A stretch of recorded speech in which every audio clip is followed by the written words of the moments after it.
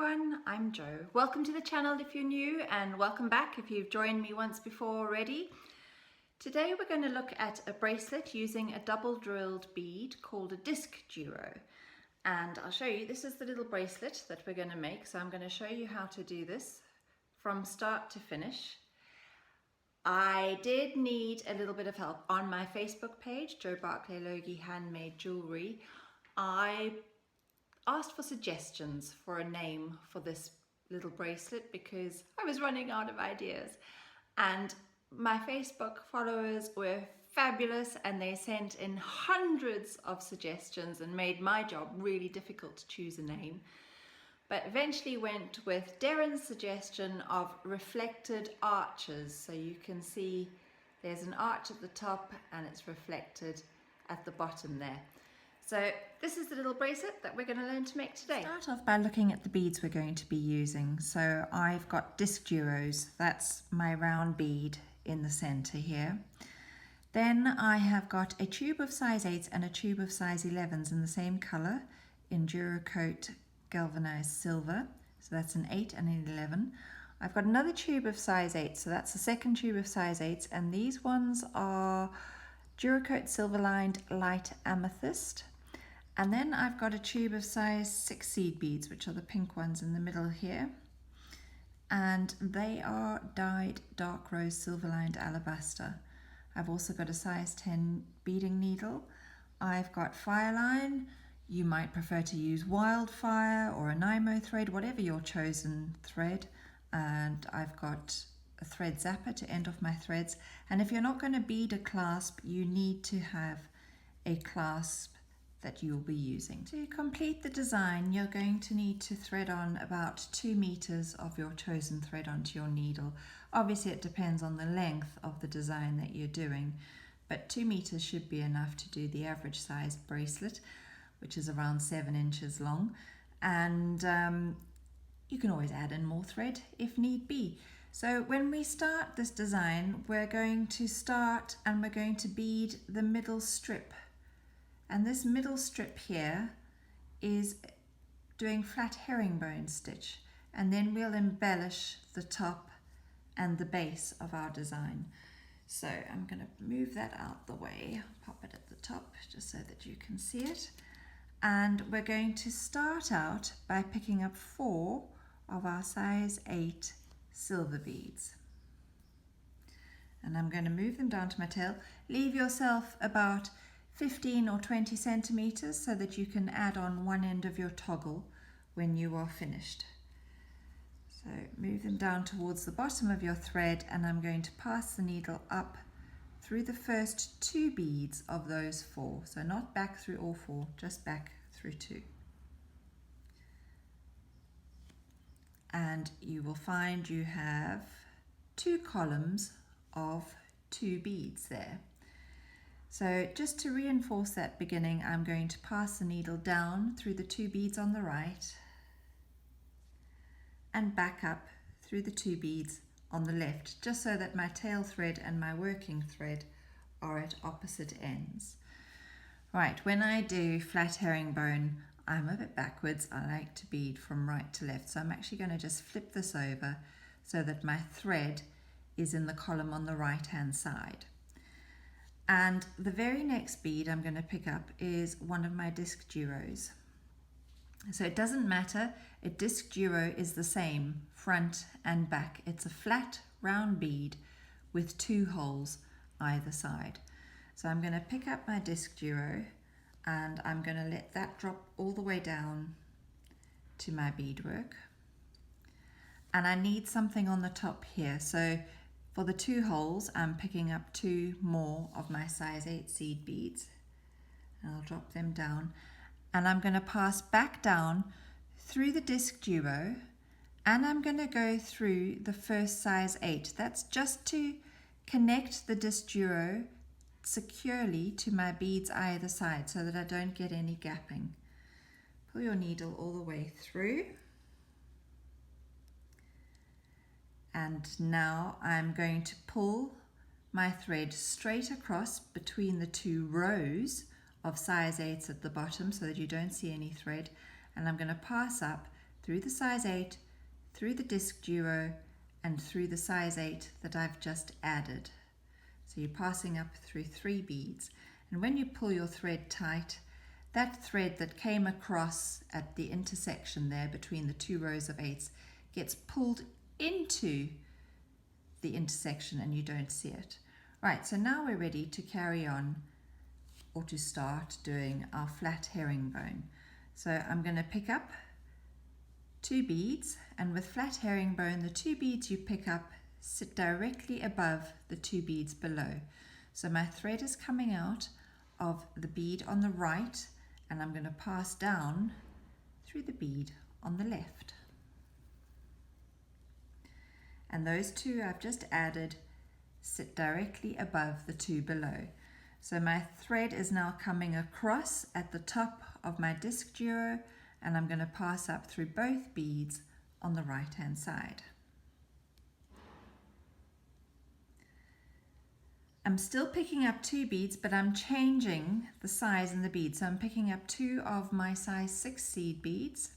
They are going to sit directly above the 2 8s below them, and I'm going to pass down through one of the 8s on the left.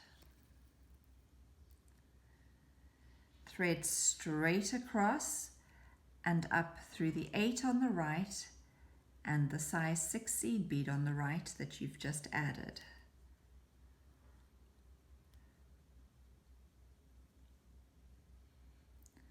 And I'm going to add another 2 of my size 6 seed beads down through the bead on the right. on the left. I'm getting confused with my left and right. Thread straight across and up through both of the size 6 beads on the right hand side.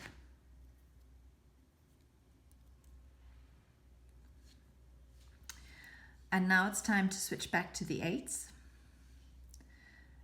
So pass down through one bead on the left,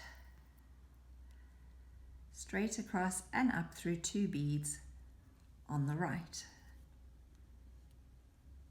If you want to investigate herringbone stitch a bit more, I have quite a few tutorials on herringbone, including flat herringbone and herringbone with 2-hole beads. So we're doing another 2 of the silver, down 1 bead on the left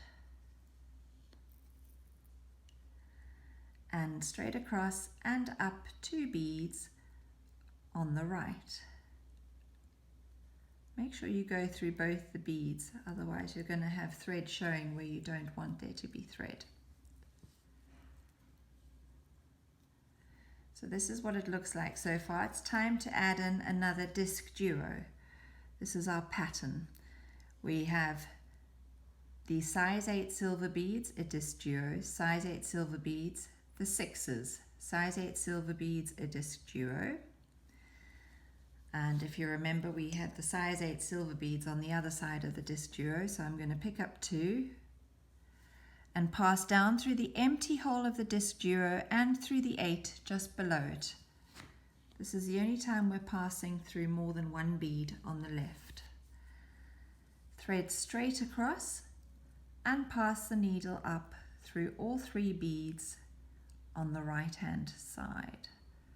Just making sure you go through that last one as well. There we go. If I pop that down, you can start to see the pattern. So I need 2 rows of my silver 8s above the disc duo. So I'm picking up 2 more. Come down through one on the left, straight across and through, up through 2 on the right hand side.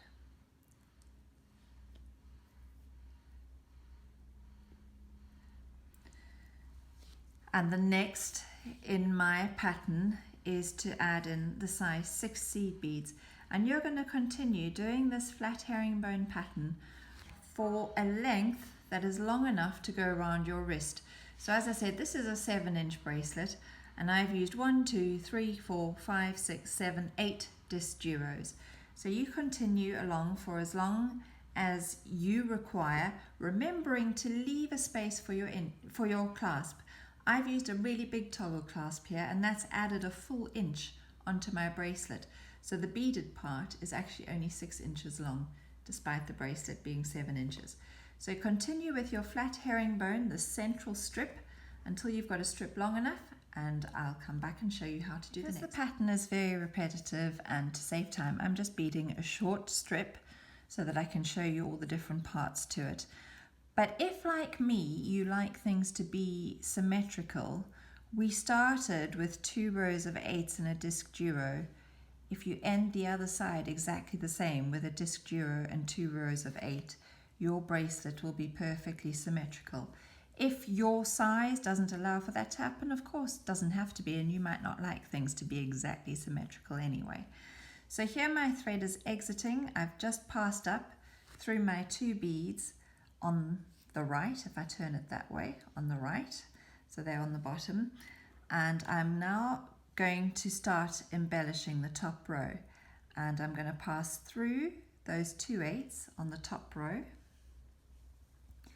And I'm going to pick up my first set of beads that's going to go around the top of my disc duo.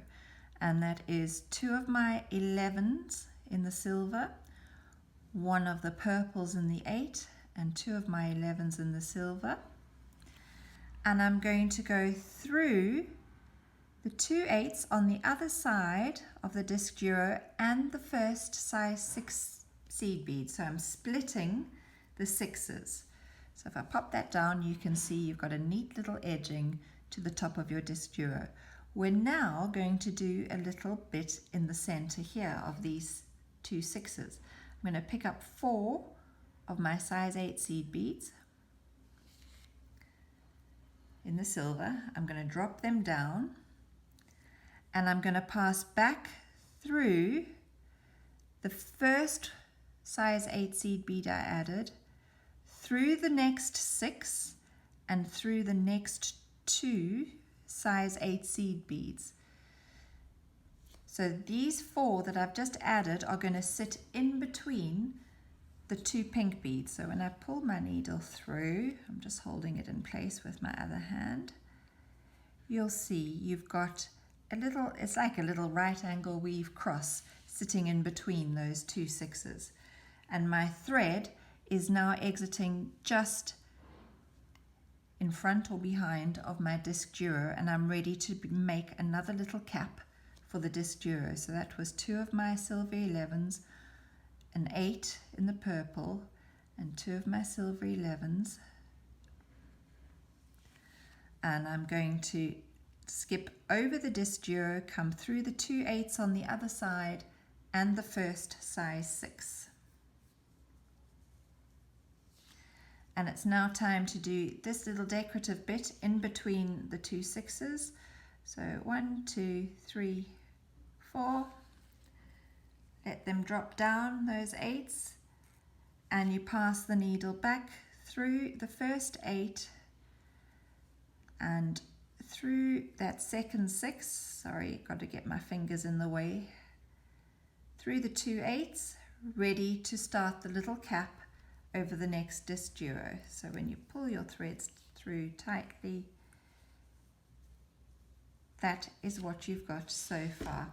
So I've got one more little cap to do over the disc duo, then I'm going to thread through these 2 8s on the top and back through the 2 8s on the bottom, ready to repeat everything on this lower edge of my beadwork. Everything that we've done above, we're going to repeat below. So I'll come back to you when I've done my first little bead cap on the base of this disc duo. So I completed the top around my disc duo on the end. I came through the 8s, back through the 8s, and I've done my little decorative bit around the base of my first disc duo. And my thread is exiting between the 2 6s. And just as we did on the top, we pick up 4 of our silver 8s, drop them down, go back through the first one. I'm going to lift this up and turn it slightly, through the second size 6 and through the next 2 size 8s. And when you pull your thread through tightly, you've got exactly the same, get the tail out the way. What you've done to the top, you've done to the bottom. And so you're going to continue all the way along to the other side of your bracelet and then we'll do the next part. Back to the other end, having just added this last little decorative bit below the disc duo, and I'm now going to start beading around the top again.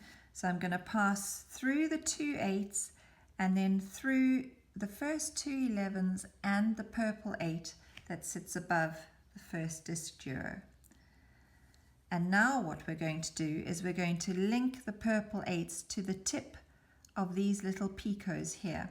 And we're going to do that by picking up 2 of your silver 11s, 1 of your silver 8s, and 2 more of your silver 11s, and pass through the top bead on that edge.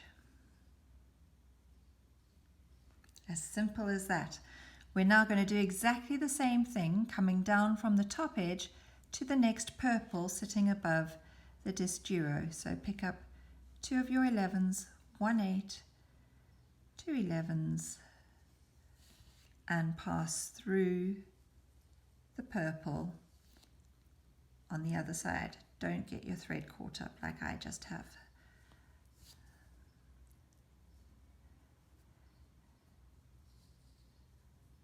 So there you have your beads going up on the right hand side, coming down on the left, and we're going to repeat that. So 2 11s, an 8 and 2 11s, 5 beads in total up to this point, and then another 5 beads down to the purple, and you come round and you do exactly the same on the bottom. So I've done the bottom, exactly what I did along the top. I've done the bottom and I've come to the end. So that's the end of the design. All that's left to do is add on your clasp. So you've still got your tail thread to add on one end of your toggle, and you've got your working thread at the other side to add on the other side of your toggle. And there are no rules with this, but in case you've not done it before, I'll show you how I did it. I picked up 3 of my size 11 seed beads, and I passed the needle through one end of my toggle clasp, and I came back down through the 2 11 seed beads that are closest to my toggle, pulled my threads through and pulled everything up tight so that the toggle isn't floating in thin air, but it's up against my beadwork. And I added that by coming out of the 8 that's along the bottom row here. So I'm going to pick up one more size 11 because I've come through 2 of the 3, and I'm going to go through the beads along the top.